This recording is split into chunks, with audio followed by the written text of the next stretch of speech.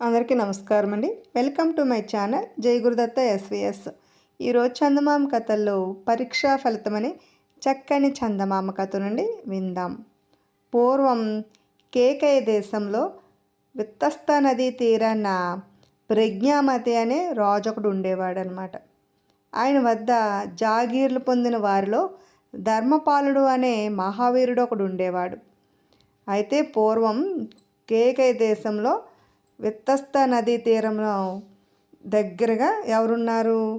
ప్రజ్ఞామతి అనే రాజు ఒకడు ఉండేవాడు. ఆయన దగ్గర జాగిరీలు చేసేవారిలో ఎవరు? ధర్మపాలుడు అనే ఒక ఆయన ఒకడు ఉండేవాడు అనమాట. ధర్మపాలుడు అకాల మరణం పొందడం చేత అతని కొడుకైన శూరపాలుడు తన 12వ ఏటనే జాగీరుకు వారసుడయ్యాడు.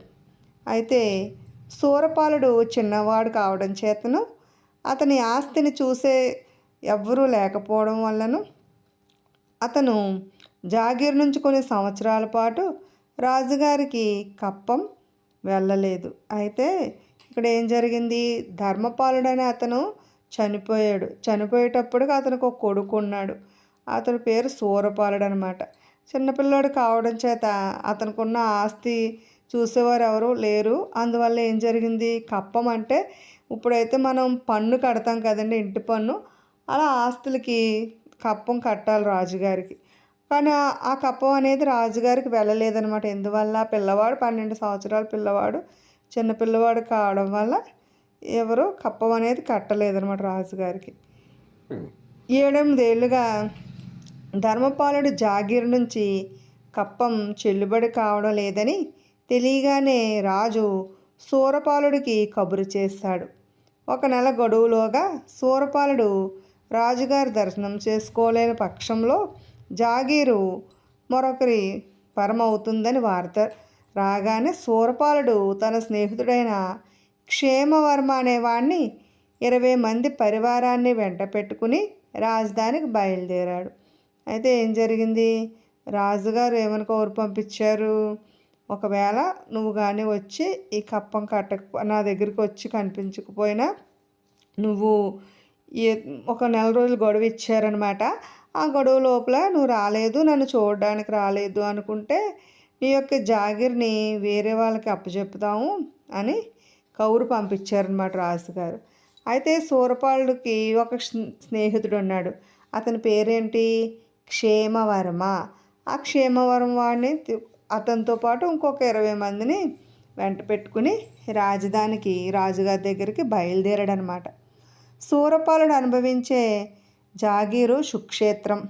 అందులో బంగారం పండటమే కాక సమస్తమైన ప్రకృతి సంపదలు కలిగి ఉంటుంది. ఈ సంగతి తెలిసి రాజుగారి చిన్న కొడుకు ఒక దుర్మార్గపు ఆలోచన చేశాడు. శూరపాలుని ఎలాగైనా దారిలోనే కడతేచినట్టయితే అతను వచ్చి రాజదర్శనం చేసుకోలేడు. అతను తన ఆజ్ఞను ఉల్లంఘించాడని రాజుగారు అతని జాగిరి లాగేసుకుంటాడు. అప్పుడు రాజకుమారుడు తండ్రిని లాలించి దాన్ని తానే కాజేయవచ్చని. ఇక్కడ ఎటువంటి దుర్మార్గపు పన్నాగం పన్నాడంటే రాజుగారి యొక్క చిన్న కుమారుడు శూరపాలుడు అనుభవించే జాగీర్ అంటే చాలా మంచి సుక్షేత్రం, అంటే మంచి పంట పండుద్ది అనమాట. బంగారం పండటం అంటే ఇక్కడ ఏంటంటే పంట అనేది చాలా బాగా పండుతుంది. ఏ పంట వేసినా కూడాను అన్ని ప్రకృతి సంపదలు కలిగి ఉంది. దానికి అంత అనుకూలంగా ఉందన్నమాట ఆ భూమి. ఈ సంగతి తెలిసి రాజుగారు చిన్న కొడుకు మంచి దుర్మార్గపు పన్నాగం పన్నాడు. అదేమిటి?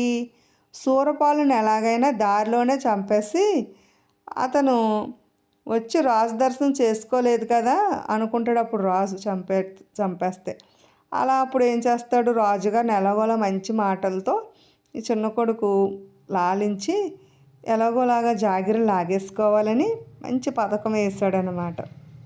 అప్పుడు ఈ దుర్మార్గపు ఆలోచనను తన మిత్రుడైన మంత్రి కొడుకు కూడా చెప్పి ఒప్పించి అతన్ని కొందరు సైనికులను వెంట పెట్టుకుని రాజధానికి ఒక ఆమడ దూరంలో శూరపాలుడు వచ్చే దారిలో అరణ్య మధ్య మాటు వేసి ఉన్నాడు. అయితే ఏం చేశాడు? ఈ రాజు కొడుకు మంత్రి కొడుకు కూడా చెప్పే విషయం ఎలాగోలా ఒప్పించి అతను కూడాను కొంతమంది సైనికులను కూడా వెంట పెట్టుకుని రాజధానికి కొంచెం దూరంలో ఉన్న శూరపాలుడు వచ్చే దారిలో అంటే అడవి మధ్యలో కాపు కాసు ఉన్నారన్నమాట. సైనికులను చెట్ల చాటును దాచి రాజు కొడుకు మంత్రి కొడుకు కత్తులు ధరించి గుర్రాలెక్కి దారికి అడ్డంగా నిలబడ్డారు. గుర్రాలను యోధులను అంత దూరాన్నే చూసి క్షేమవర్మ అందులో ఏదో మోసం ఉన్నట్టు శంకించి శూరపాలుని పరివారాన్ని వెనకనే ఉండమని హెచ్చరించి తాను ఒక్కడే గుర్రాన్ని నడిపించుకుంటూ ముందుకు వచ్చాడు. అయితే ఇక్కడ ఏం జరిగింది, ఇలా మాటుగా ఉండి చూస్తున్నారన్నమాట. సైనికులందరినీ మాటుగా ఉంచేసి ఇక్కడ ఎవరు ఈ రాజు కొడుకు సైనికుడు కొడుకు మంత్రి కొడుకు మాత్రం కత్తులు అవి పట్టుకుని ఉన్నారనమాట. వీళ్ళు ఎప్పుడు వస్తారో వీళ్ళని చంపేద్దాము అని.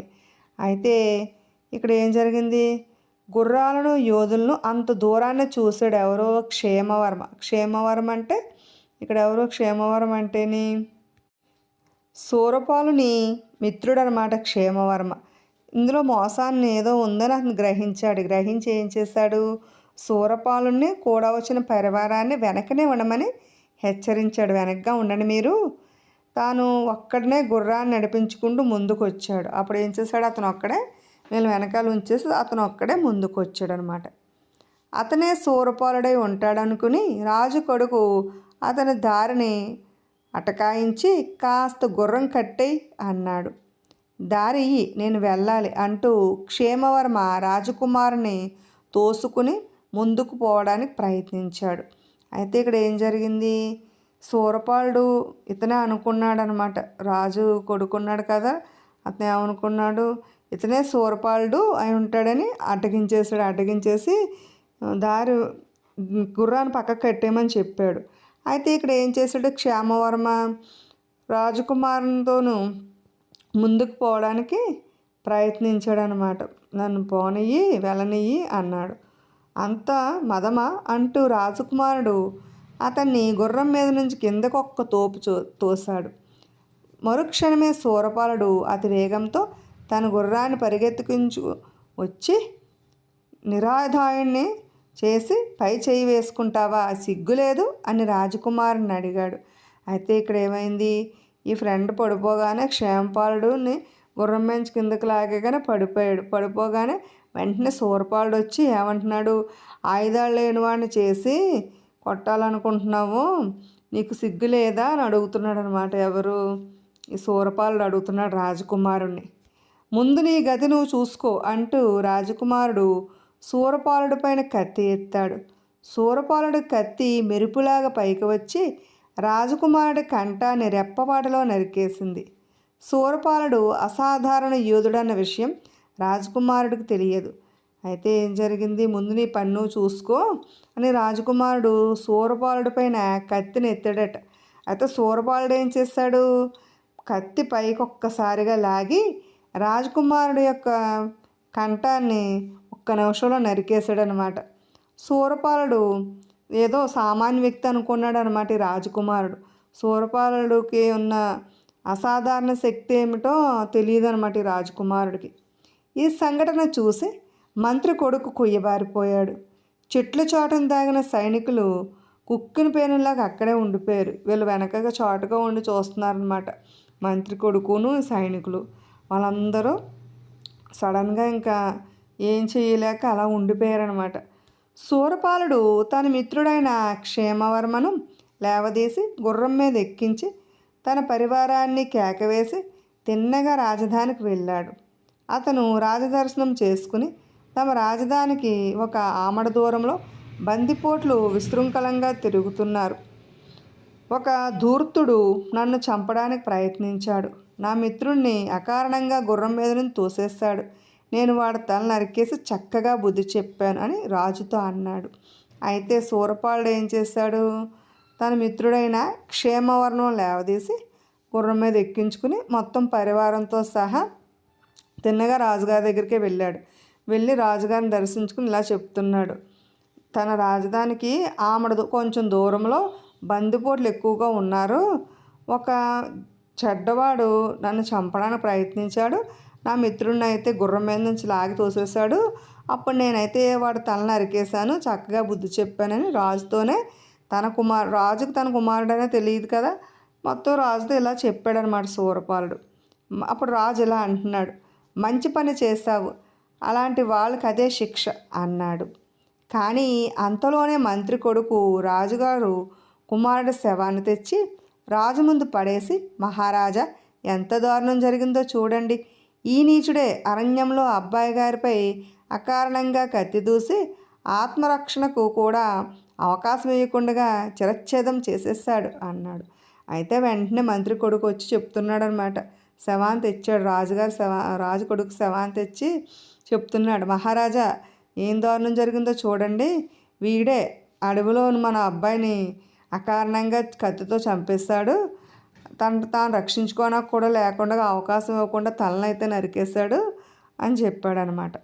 రాజుకు భరించరానంత దుఃఖము, కోపము కలిగాయి. చనిపోయిన కొడుకంటే రాజుకి చాలా ప్రేమ. అందుచేత ఆయన కత్తి దూసి ఆ క్షణంలోనే శూరపాలుడి తల తీయడానికి సిద్ధపడ్డాడు. అయితే రాజుగారు కొలువులో ఉన్నవారంతా తొందరపాటు తగదని శూరపాలుడు ఏం చెప్పుకుంటాడో అది వినటం కనీస ధర్మం అని చెబుతూ రాజుగారికి అడ్డు తగిలారు. అయితే రాజుకు వెంటనే తన కొడుకుని చంపేశాడని తెలిసిన వెంటనే కోపం వచ్చేసింది అనమాట. ఆ కొడుకు అంటే రాజుకు చాలా ప్రేమ. వెంటనే కత్తి తీసేసి శూరపాలుని తల నరికేద్దాం అనుకున్నాడు. ఎంతలోనే అక్కడ ఉన్నవారంతా రాజుకి చెప్పారనమాట, మీరు అలా చంపకూడదు, అసలు ఏం జరిగిందనేది తెలుసుకోవాలి కదా, అలా ఎలా చంపుతారు, ఆగండి అని చెప్పారు. నేను కయ్యానికి కాలు దువ్వలేదు. మొదట నా పైన మీ కుమారుడే చేయి చేసుకున్నాడు. అతనెవరో కూడా నాకు తెలియదు. మీ మంత్రి కుమారుడు వచ్చి పచ్చి అబద్ధాలు చెబుతున్నాడు.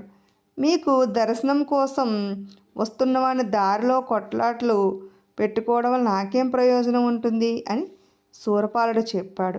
అయితే ఇక్కడ శూరపాలుడు చెప్తున్నాడు, నేనైతే ఫస్ట్ యుద్ధానికైతే నేనైతే రాలేదు గొడవకి. అసలు నీ కొడుకు అంటే కూడా నాకు ఎవరో కూడా తెలియదు, కానీ అతనే నాతో ముందు గొడవకైతే దిగాడు. మీ మంత్రి కుమారుడు వచ్చి మీకు అంతా అబద్ధం చెప్తున్నాడు. వస్తున్న దారిలో కొట్లాటగోలు పెట్టుకోవడం వల్ల నాకేంటి ప్రయోజనం అని శూరపాలుడు చెప్పాడనమాట. కానీ క్రోధంతో ఊగిపోతున్న రాజు చెవికి ఈ మాటలేమీ ఎక్కలేదు. నువ్వే అబద్ధం ఆడుతున్నావో, మంత్రి కొడుకు అబద్ధం ఆడుతున్నాడో మాకెలా తెలుస్తుంది? ఇది దేవుడే తేల్చాలి. మీ ఇద్దరు ద్వంద్వ యుద్ధం చెయ్యండి, ఎవరు జయిస్తే వారిది నిజమని ఒప్పుకుంటాను అన్నాడు రాజు. అయితే ఈ కోపంతో ఉన్న రాజు ఏం చెప్పినా వినడం లేదనమాట. అసలు నువ్వే అబద్ధం చెప్తున్నావో తెలీదు, మంత్రి కొడుకు అబద్ధం చెప్తున్నాడో మాకెలా తెలుస్తుంది? అందుకే నేను ఒకటి చెప్తాను, మీ ఇద్దరికి ద్వంద్వ యుద్ధం పెడతాను, అందులో ఎవరు గెలిస్తే వారే నిజమని నేను ఒప్పుకుంటానని రాజు చెప్పాడు. అయితే శూరపాలుడు గట్టిగా 20 ఏళ్ళు నిండని పసివాడు అనమాట. మంత్రి కొడుకు 30 ఏళ్ళవాడు, దృఢకాయుడు. అతని చేతిలో శూరపాలుడు నిశ్చయంగా చచ్చిపోతాడని, తన కొడుకు చావుకు ప్రతిక్రియ ఈ విధంగా జరుగుతుందని రాజు ఆశించాడు. అయితే ఇక్కడ శూరపాలుడేమో 20 సంవత్సరాల లోపువాడు, ఈ మంత్రి కొడుకేమో 30 సంవత్సరాలు పైన ఉన్నాడు, అది కూడా గట్టి శరీరం కలవాడనమాట. ఎలాగో ఇంక శూరపాలుడు అయితే ఈ మంత్రి కొడుకు చేతిలో చచ్చిపోతాడని రాజుకి ఒక నిర్ధారణ అయితే చేసుకున్నాడు. తన కొడుకుని చంపినందుకు ఎలాగోలాగా ఇది పగానే తీర్చుకోవచ్చు, ఇలా జరిగిపోద్దని రాజు అయితే అనుకున్నాడు. అయితే శూరపాలుడి వేగంలో మంత్రి కొడుకు సగం కూడా లేదు. ఇద్దరు కత్తులు దూసి కలియబడిన కొద్ది క్షణాల్లో మంత్రి కొడుకు కూడా రాజు కొడుకుని చేరుకున్నాడు. అయితే ఏమైంది, ఇక్కడ చాలా స్పీడ్గా చేస్తాడనమాట ఎవరు, శూరపాలుడు ఈ ద్వంద్వ యుద్ధం. అందులో సగం కూడా పోటీ పడలేకపోయాడు మంత్రి కొడుకు. కాసేపు అయ్యేటప్పటికే చనిపోయాడు అనమాట. మహారాజా, ఇంతటితోనైనా ఈ విషయాన్ని వదిలిపెట్టండి. మీరన్న మాట ప్రకారం ఈ కుర్రాడు నిరపరాధి అని తేలిపోయింది అన్నారు మంత్రులు. కానీ రాజుకు శూరపాలుడిపై కసి జాస్తి అయిందే కానీ తగ్గలేదు. అతన్ని హతమార్చడానికి ఆయన మరొక ఎత్తు వేశాడు. అయితే మంత్రులు ఏం చెప్పారు, ఇప్పటికైనా ఈ గొడవలు ఆపండి, ఇంకా ఎవరు నిరపరాధన్నా తేలిపోయింది కదా, ఈ కుర్రోడే ఎటువంటి తప్పు చేయలేదని తేలిపోయింది యుద్ధంలోనూ అని చెప్పారు మంత్రులు. కానీ రాజుకైతే శూరపాలుడి పైన కసి ఇంకా పెరిగిపోయింది కానీ తగ్గలేదు. అతన్ని చంపడానికి ఆయన ఒక ఎత్తు వేశాడు. అదేంటో విందాం. నేను అతన్ని క్షమిస్తాను, కానీ ముందుగా ఇతను నేను చెప్పిన పని ఒకటి చేసుకురావాలి. ఇతను కుషాను చక్రవర్తి ఆస్థానానికి వెళ్ళి అతని ఆస్థానంలో ముఖ్య అతిథిగా ఉన్న వ్యక్తిని చంపేసి చక్రవర్తి కిరీటం తెచ్చి నాకు ఇవ్వాలి. ఈ పని చేసినట్టయితే ఇతన్ని నేను క్షమిస్తాను, నాకేమీ అభ్యంతరం లేదు అన్నాడు రాజు, తన దురుద్దేశం అందరికీ తెలిసేలాగా. అయితే ఇక్కడ ఒక పన్నాగం పన్నాడనమాట రాజు. అయితే క్షమించాలంటే ఒక షరతు పెట్టాడు. ఏంటది? కుషాన్ చక్రవర్తి ఆస్థానానికి వెళ్ళి సూరసేనుడు అతని ఆస్థానంలో ఒక ముఖ్య అతిథిగా ఉన్న వ్యక్తిని చంపేసట చక్రవర్తి కిరీటం తెచ్చేసి ఇవ్వాలి, ఎవరికి? రాజుకి ఇవ్వాలి. అలా ఇస్తేనే క్షమిస్తానని ఒక షరతు అయితే పెట్టాడు. మిగతా వారంతా నిర్ఘాంతపోయి చూస్తూ ఉండగా శూరపాలుడు తమ సెలవు అయితే అలాగే చేస్తాను అంటూ సభ నుంచి బయటికి వెళ్ళిపోయాడు.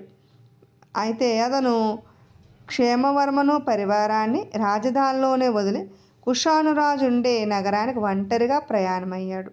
ఇతను ఏం చేశాడు? రాజు చెప్పిన వెంటనే సరే నేను ఈ పని చేస్తానని చెప్పి ఒప్పుకున్నాడు. కానీ తన మిత్రుడైన క్షేమవర్మను కూడా ఉండే పరివారాన్ని కూడా రాజధానిలోనే వదిలిపెట్టేసి అతను మాత్రం కుషాన్ రాజు ఉండే నగరానికి ప్రయాణమే వెళ్ళాడనమాట. ఒక్కడు వెళ్ళాడు ఒంటరిగా. అది చాలా దూర ప్రయాణమే కాక దుర్ఘటమైన ప్రయాణం కూడాను. చక్రవర్తి ఉండే నగరానికి పడమటగా ఉండే కొండలోయలో రాక్షసులు ఉన్నారు. శూరపాలుడు ఆ లోయ గుండగా ప్రయాణం చేస్తూ రాక్షసుల రాజైన తామ్రాక్షుడనే వాడితో పోరాడి తన లాఘవంతో వాడిని చంపి వాడి చేతికి ఉన్న బంగారు దండకడియం తీసుకుని చక్రవర్తి నగరం చేరుకున్నాడు. అయితే ఈ శూరపాలుడు ప్రయాణం అయితే చేస్తున్నాడు, కానీ అది చాలా దుర్ఘటమైన ప్రయాణం, చాలా కష్టాలతో కూడుకుని ఉన్నదన్నమాట. చక్రవర్తి ఉండే నగరానికి పడమటగా ఉండే కొండలోయలో రాక్షసులు ఉన్నారన్నమాట.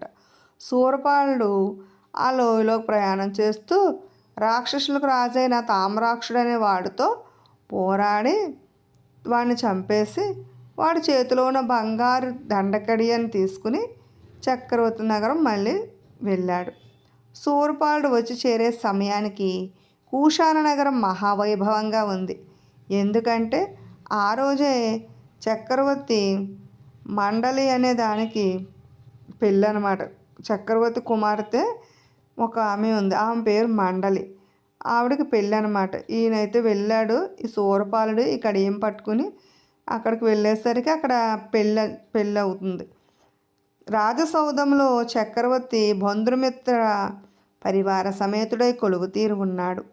చక్రవర్తికి ఒక ప్రక్కన ఆయన కుమార్తె, రెండో ప్రక్కన ఆమెను పెళ్ళాడబోయేవాడు కూర్చుని ఉన్నారు. అయితే ఈ శూరపాలుడు వెళ్ళేసరికి ఎవరున్నారు?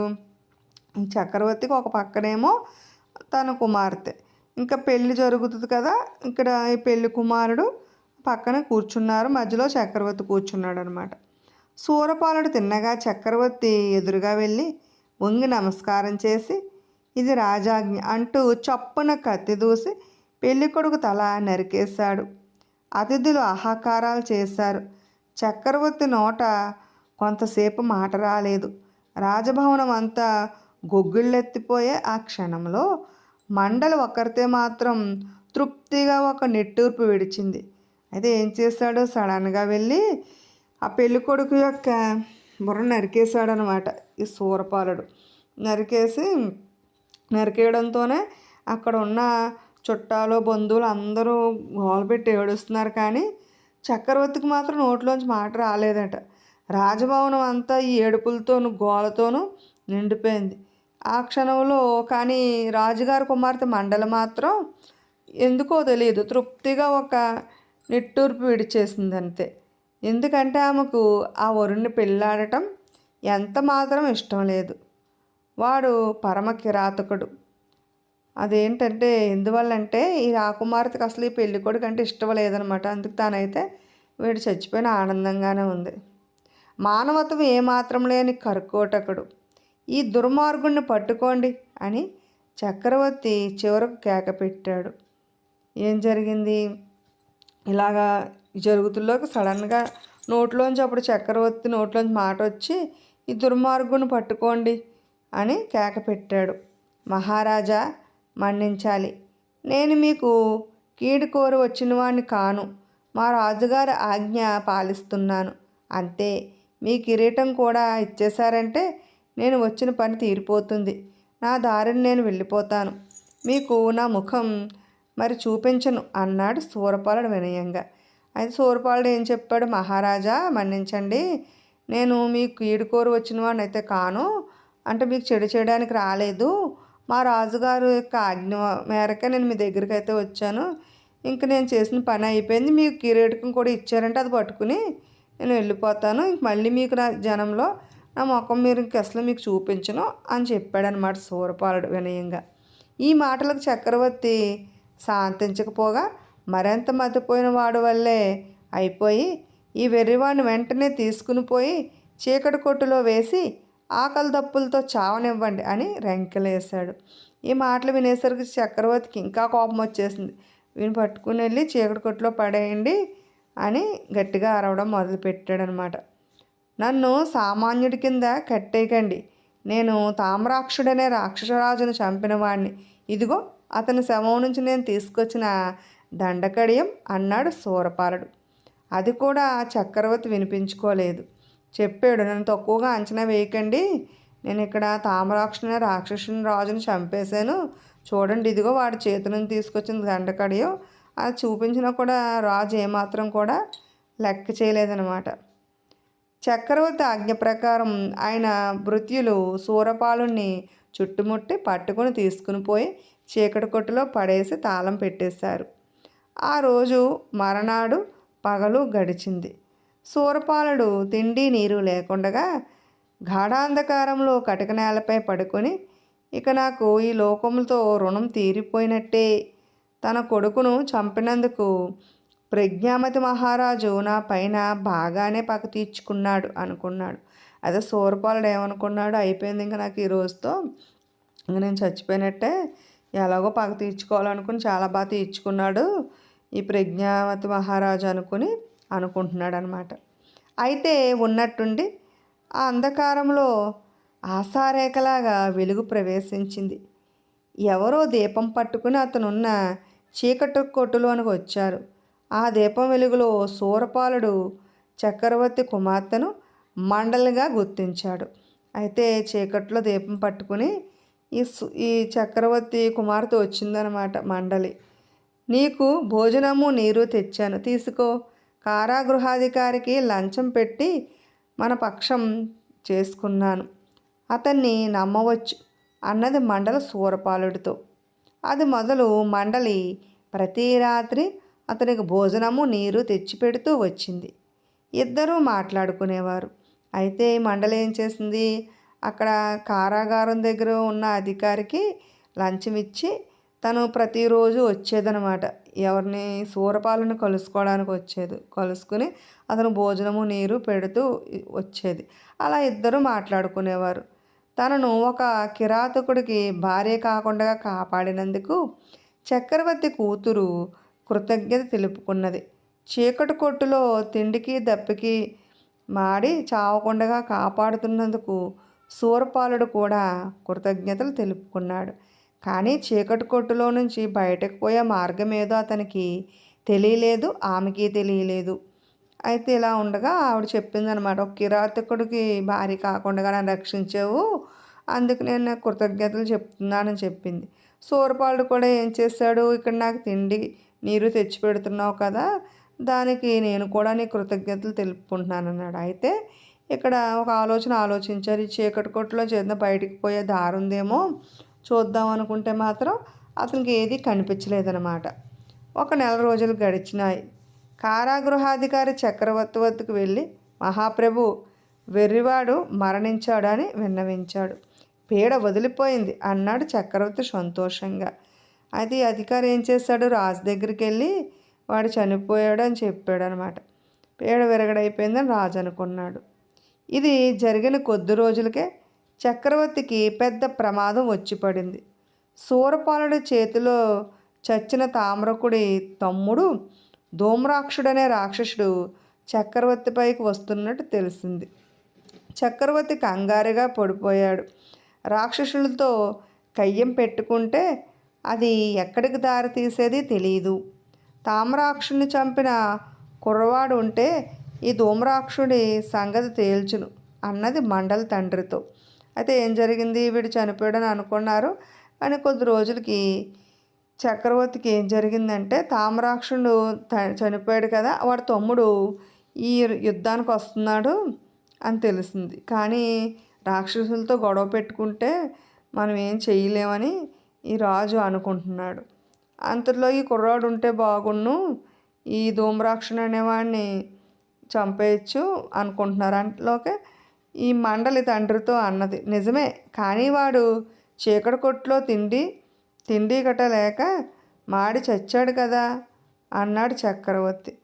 అయితే మండలి తండ్రి కాళ్ళపై పడి ముందుగానే క్షమాపణ చెప్పుకొని, అతను చావలేదు, నేను అతనికి రోజు భోజనం పంపుతూనే ఉన్నాను, అతన్ని చెర విడిపించినట్టయితే ఈ ధూమ్రాక్షుడితో పోరాడతాడు అన్నది. అయితే ఇవిడు చెప్పిందనమాట, తను బతికే ఉన్నాడు, నేనే తిండి ప్రతిరోజు పెట్టి బతికిస్తున్నానని చెప్పి తండ్రికి ముందుగానే క్షమాపణ చెప్పి, ఒకవేళ అతను అయితే ఈ ధూమ్రాక్షుడిని చంపుతాడు అని చెప్పిందనమాట. చక్రవర్తికి ప్రాణం లేచి వచ్చింది. రాక్షసులు విచిత్రమైన వాళ్ళు. తమలో ఏ ఒక్కడైనా మరొకడితో పోరు చచ్చితే వారు పట్టించుకోరు. ఒక్క రాక్షసుడిపైకి సేనను పంపి చంపినట్టయితే లోయలో రాక్షసులంతా వచ్చిపడి రాజధాన్ని మట్టు పెట్టేస్తారు. చక్రవర్తి తక్షణమే కారాగృహానికి పని మనిషిని పంపి శూరపాలుని పిలిపించి, నీ చేత చచ్చిన రాక్షసుడి తమ్ముడు మన పైకి వస్తున్నాడు, నీవు వెళ్ళి వాడితో యుద్ధం చేసి జయిస్తావా? నీకు నా కిరీటమే కాదు, నా కూతురునిచ్చి వివాహం కూడా చేస్తాను అన్నాడు. అందుకు నేను సిద్ధమే అన్నాడు శూరపాలుడు. అయితే ఏం చేశాడు, కారాగృహానికి మనిషిని పంపించి ఇలా జరిగిందంతా చెప్పించి, నువ్వు ఒకవేళ అంతని చంపేవంటే నా కిరీటంతో పాటు కూతురుని కూడా ఇస్తాను అని చెప్తే దానికి సరేనని ఒప్పుకున్నాడు శూరపాలుడు. అతను వెళ్ళి ధూమ్రాక్షుడితో పోరాడాడు. వాడు తన గద ఎత్తి నెత్తి మీద పెట్టే లోపల శూరపాలుడు వాడి గుండెలను తన కత్తితో చీల్చేసి చంపేశాడు. శూరపాలుడు చక్రవర్తి వద్దకు తిరిగి వచ్చి, మీ పని పూర్తి చేశాను, మీరు ఇచ్చిన వాగ్దానం నిలబెట్టుకోండి అన్నాడు. సరే, నిన్ను ప్రాణాలతో వదిలేస్తున్నాను, వెళ్ళిపో అన్నాడు చక్రవర్తి. రాక్షస భయం తీరిపోయిన బింకంలో, నాకు మీ కిరీటం ఇస్తానన్నారు, మీ అమ్మాయినిచ్చి పెళ్లి చేస్తానన్నారు అన్నాడు శూరపాలుడు. తక్షణం వెళ్ళిపోకపోతే నిన్ను మళ్ళీ చీకటి కొట్టుకు పంపగలను, జాగ్రత్త, ఒళ్ళు తెలిసి మాట్లాడు అన్నాడు చక్రవర్తి. అయితే ఏమైంది, ఇక్కడ చక్రవర్తి మళ్ళీ మాట మార్చేస్తాడనమాట. మీరు కిరీటంతో పాటు అమ్మాయిని కూడా ఇస్తా అన్నారు కదా, ఇవ్వండి అంటే అబ్బాయి ఒప్పుకోవట్లేదు. శూరపాలుడికి పటరాని క్రోధం వచ్చింది. అతను మెరుపులాగా కత్తి దూసి చక్రవర్తి తల నరికేసి రాజోద్యోగులు శూరపాలుడిని శిక్షించాలనుకున్నారు. కానీ చక్రవర్తి చావగానే ఆయన స్థానంలో చక్రవర్తి అయిన మండలి, ఇతను నిరపరాధి, పైపెచ్చు నాకు కాబోయే భర్త, మీరందరూ ఇతనికి విధేయులై ఉండాలి అన్నది. అయితే చక్రవర్తిని చంపేసినా కానీ ఈ తన కుమార్తె అయిన మండలి ఏం చేసింది, ఈయన కాబోయే భర్త, మీరు ఇతను అయితే ఏం చేయడానికి లేదు అని చెప్పిందనమాట. సైనికులు చంపబోతూ ఉండగా శూరపాలుడు మండలిని వివాహం చేసుకుని రాజ్యాభిషేకం కూడా జరిపించుకున్నాడు. ఆ సమయంలో అందరు రాజులతో పాటు కేకే దేశంలోని ప్రజ్ఞామతి కూడా వచ్చి కొత్త చక్రవర్తికి జోహార్లు అర్పించుకున్నాడు. ఏం మహారాజా, మీరు చెప్పిన 2 పనులు చేశాను. చక్రవర్తి కిరీటం ఇప్పుడు నా నెత్తినే ఉన్నది, ఏమంటారు అని శూరపాలుడు ప్రజ్ఞామతిని అడిగాడు. ప్రజ్ఞామతి వణుకుపోతూ అతని కాళ్ళపైన పడి క్షమించమని ప్రాధేయపడ్డాడు. ఈసారి క్షమిస్తున్నాను, ఇంకెప్పుడు ఎవరికి అనాలోచనగా పరీక్షలు పెట్టకండి అన్నాడు శూరపాలుడు. శూరపాలుడు రాజు అయ్యేసరికల్లా ఎవరు వచ్చారు? ప్రజ్ఞామతి కూడా ఇక్కడ జోహార్లు సమర్పించుకోవడానికి వచ్చాడనమాట. అప్పుడు అన్నాడు, మీరు చెప్పిన 2 పనులు చేశాను కదా, ఈసారి కిరీటం అయితే నాదే ఇప్పుడు కిరీటం, ఇప్పుడు ఏమంటారు అని అడిగితే అప్పుడు దాని ప్రజ్ఞామతి వణుకుపోతూ కాళ్ళపై పడి క్షమించమని ప్రార్థించాడనమాట. అయితే ఈసారి క్షమిస్తాను, కానీ ఇటుపై ఎవరికి ఇలాంటి ఆలోచన లేని శిక్షలు అయితే వేయకండి అని చెప్పాడనమాట శూరపాలుడు. విన్నారు కదండి. ఇటువంటి మరెన్నో చక్కని చందమామ కథలు వినాలనుకుంటే ఫస్ట్ మా ఛానల్ని సబ్స్క్రైబ్ చేసుకోండి, బెల్ ఐకాన్ క్లిక్ చేయండి. మేము చేసిన వీడియోస్ నోటిఫికేషన్ కోసం ప్రక్కనే ఉన్న బెల్ ఐకాన్ క్లిక్ చేయండి, లైక్ చేయండి. అలాగే మీ ఫ్రెండ్స్కి అందరికీ కూడా నచ్చినట్లయితే ఈ వీడియోని షేర్ చేయండి, కామెంట్ చేయండి. Thanks for watching.